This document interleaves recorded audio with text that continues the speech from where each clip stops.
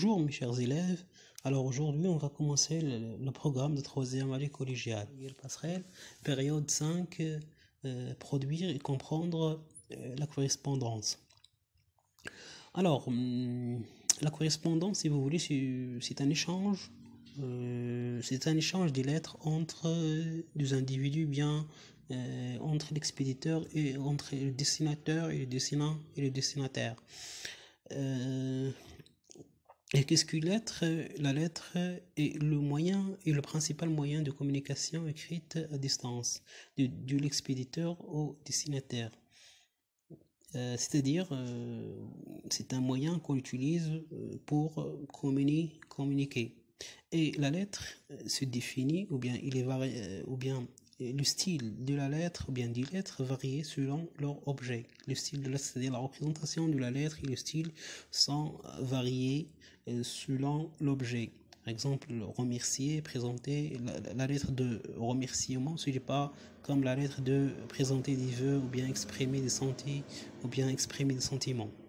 Et aussi, le style des lettres varie selon le rapport existant entre l'expéditeur et le destinataire, c'est-à-dire le rapport. Est-ce que ce sont des proches? Est-ce que c'est une relation hiérarchisée? On distingue principalement deux types ou bien deux genres de lettres: la lettre conventionnelle et la lettre personnelle. On va commencer par la lettre conventionnelle. Bien, les lettres conventionnelles qui ont en général un objet précis, ils sont écrites à des destinataires avec lesquels l'expéditeur n'a pas de relation familière. L'expéditeur ne doit pas manifester sa personnalité, mais doit respecter une sorte de code. Cela veut dire que une lettre conventionnelle, c'est une lettre où il y a un objet précis, c'est-à-dire il part d'un sujet précis, ok, et sont écrites au destinataire où il n'y a pas une relation de familiarité, c'est-à-dire où il y a une relation hiérarchisée, c'est-à-dire par exemple entre par exemple le directeur par exemple et les profs, entre par exemple le directeur et les élèves, ou bien c'est-à-dire une relation qui est une relation hiérarchisée, ou bien entre le patron par exemple et le salarié, etc. C'est une relation hiérarchisée. Et l'expéditeur ou bien le destinateur dans ce genre de lettres, il doit manifester un certain respect par exemple au destinataire. Quant à la lettre personnelle, c'est une lettre ou bien ce sont des lettres, qui n'ont pas nécessairement un objet précis et sont écrites à des familiers. Par exemple, des proches, les parents, par exemple, les amis, les camarades, les frères, etc. Ici, dans ce genre de lettres, l'expéditeur, par contre, la lettre conventionnelle, l'expéditeur ici a plus de liberté pour exprimer sa personnalité, c'est-à-dire pour exprimer ses sentiments. Il peut utiliser, par exemple, il peut exprimer ses sentiments, par exemple, les sentiments de la joie, les sentiments, par exemple, de la peur, etc. Et aussi, il utilise, si vous voulez, le registre familier. À savoir, par exemple, il peut utiliser, par exemple, ici, la lettre on a ça va.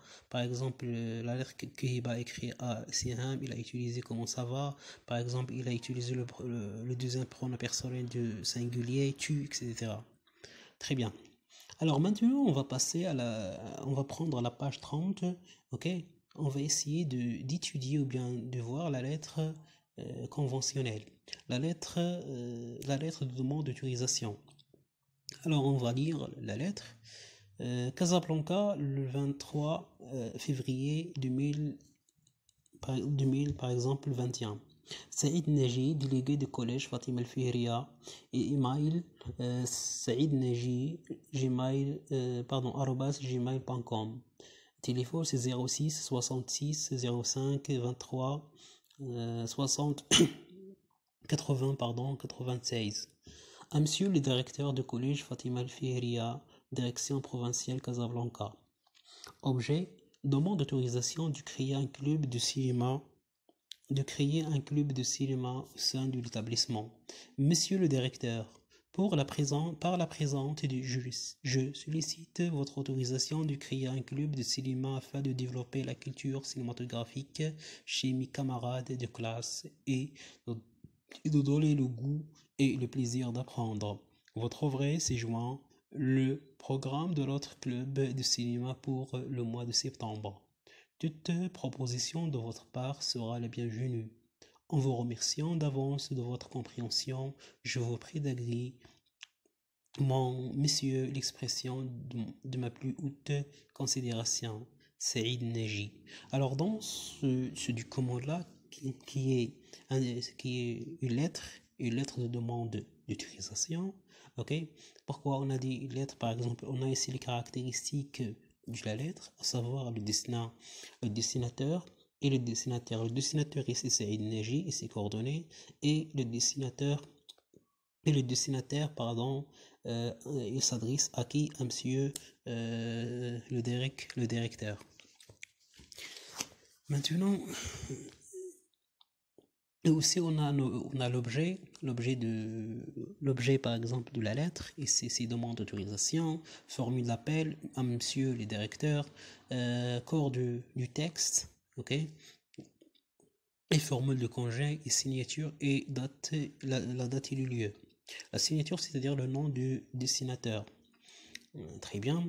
Alors maintenant, on va passer à la première question de je développe et je réinvestis. Alors pourquoi l'émetteur est-il écrit au dessinateur celui dans le texte des expressions qui l'indiquent? Alors pourquoi l'émetteur écrit au dessinateur? C'est tout simplement pour demander l'autorisation du créer un club. Ce qui le justifie ou bien ce qui le montre, c'est l'expression demande d'autorisation et l'expression je sollicite votre autorisation de créer un club de cinéma. Alors ici, Saïd Neji, il a utilisé ces expressions pour demander l'autorisation ou bien la permission. La deuxième question, quelle raison donne-t-il pour justifier sa demande? Alors, quelle est la raison qu'il a donnée pour justifier sa demande? C'est pour développer la culture cinématographique chez mes camarades de collège et donner le goût et le plaisir d'apprendre. Okay? Alors, ici, c'est le synonyme de afin de développer la culture cinématographique chez mes camarades de collège et de donner le goût et le plaisir d'apprendre. La troisième question, c'est quel document présente-t-il en plus de la lettre? Alors, le document qu'il a présenté en plus de la lettre, c'est le programme, c'est le programme dans notre club de cinéma. Question 4. Où se trouve la demande d'autorisation et les justifications dans la lettre? Comment appelle-t-on cette partie? Alors, la demande et les justifications sont au milieu du texte et on appelle cette partie le corps du lettre ou bien le corps du texte. On va passer à la question 5. Par quel moyen l'émetteur s'exprime-t-il? Relève les indices qui le montrent. Alors, ici, c'est Neji ou bien le dessinateur s'exprime, d'une manière à exprimer l'émetteur, ou bien le dessinateur s'exprimer en utilisant le moyen de politesse, c'est-à-dire il utilise des expressions pour manifester le respect au dessinateur, le directeur du collège Fatim El-Fihriya. Ce qui montre que dans la lettre que Saïd Neji utilise les moyens de politesse ou bien de respect, le registre courant, c'est que Monsieur le directeur, il a utilisé l'expression Monsieur le directeur. Il a utilisé aussi vous de politesse, votre adjectif possessif, formule de politesse, par exemple à la fin de la lettre en vous remerciant, etc. Maintenant, on va passer à l'exercice suivant. C'est j'applique et je transfère. La comparaison. Alors, ils ont demandé de faire la comparaison entre la lettre conventionnelle et la lettre personnelle. Alors, on va essayer de relever la différence entre les deux lettres là, ou bien les deux types de lettres. Alors, ressemblance. Alors, les points communs entre ces deux lettres sont le lieu et la date, le destinateur, émetteur. Le destinateur veut dire émetteur et expéditeur. Et destinataire et récepteur, ce sont les mêmes. La signature et la formule d'appel. Alors, on trouve la formule d'appel dans la lettre conventionnelle comme on la trouve dans la lettre personnelle. Quand, par exemple, les choses qui fait la différence entre les deux sont l'objet, les coordonnées du destinataire et les coordonnées du destinateur, l'enregistre courant, exprimer les sentiments, registre familier, la disposition. Dans la lettre conventionnelle, on trouve le registre courant et dans la lettre personnelle, on trouve le registre familier.